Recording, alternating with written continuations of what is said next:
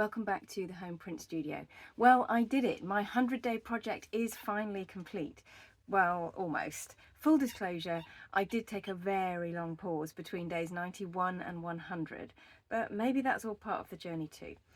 I began with a found poetry book, so it was already full of school day scribbles, marginalia, old notes, and I added one mark a day. So after 100 days of no pressure, curious making, I've ended up with a one-of-a-kind artist book.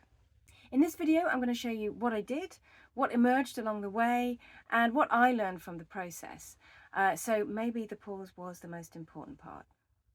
I'm Ruth and I'm an artist, teacher and printmaker. I make videos from my tiny shed studio in Bristol, UK, and I help artists to deepen their practice through hand printing at home. If you would like more content from me or more regularly, then do join my email list. The link is below in the description, and you'll also get my Start Printmaking Today. You already have everything you need, free guide when you sign up as well. Right, let me show you my 100-day project. So first of all, if you don't know what my project is, take a look at my previous videos. I'll link them in here. But basically, I've taken a found poetry book. It's a Ted Hughes poetry book, Hawk in the Rain, and it's one that I took from school after my A-levels, complete with schoolgirl marginalia, not mine, I hasten to add. And I made a mark in it every day, sometimes in response to a poem, sometimes just because that's what I felt like. And it might have been collage, monoprint, or drawing.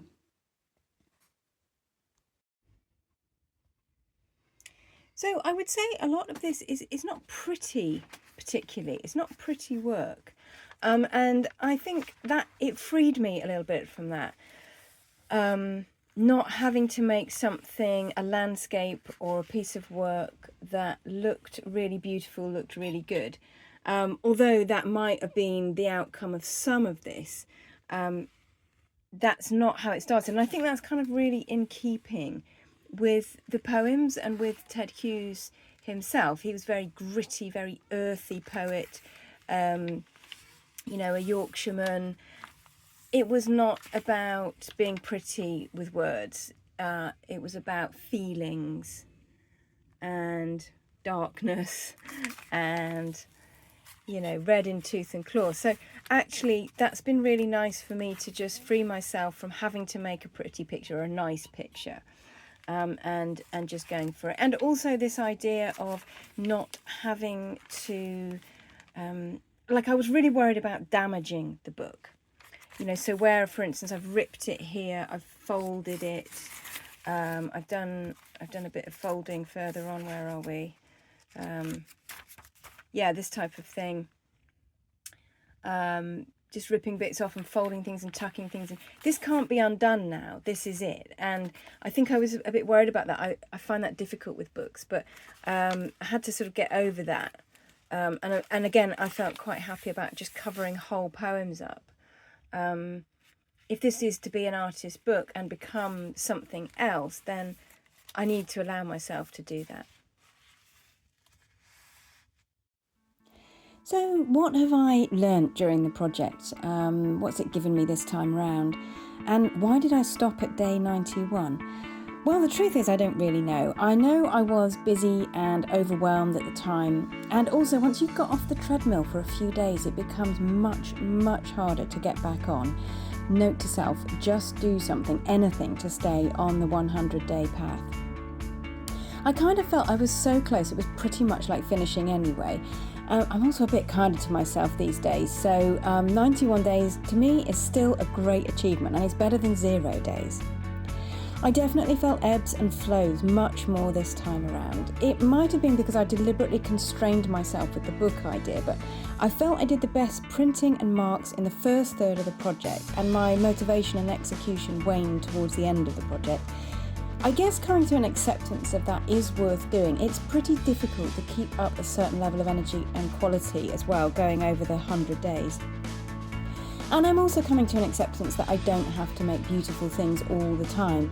Sometimes just coming to the table, making one mark is enough, and it keeps momentum going, even if it's in a small way. The thing that this particular project's taught me is that small things accumulate and become more than the sum of their parts. So I couldn't have planned this artist book. It's a product of a particular period of time, what happened to be in my studio, the way I felt on the day, and where I was each day. This project actually covered a couple of periods away from my studio. And perhaps that long pause is all part of it. In this case, the project's also a product of a piece of my childhood and life and other people's art and lives too, and even beyond that, to the people that influenced and were influenced by Ted Hughes himself. And I guess that's what each body of work we make is made up of, each lifetime of work. It's a living, breathing accumulation of circumstance, experience, influence, luck, pause, time, skill, and collaboration. I hope you've enjoyed this peek into my 2025 100-day project. Don't ask me yet whether I'm going to do it again next year. If you'd like to join my email list, please do. The link is down in the description, and you get all sorts of things, inspiration, how-tos, all my content straight to your inbox, as well as your free guide, Start Printmaking Today. You already have everything you need. Right, thank you for watching, and I will see you next week.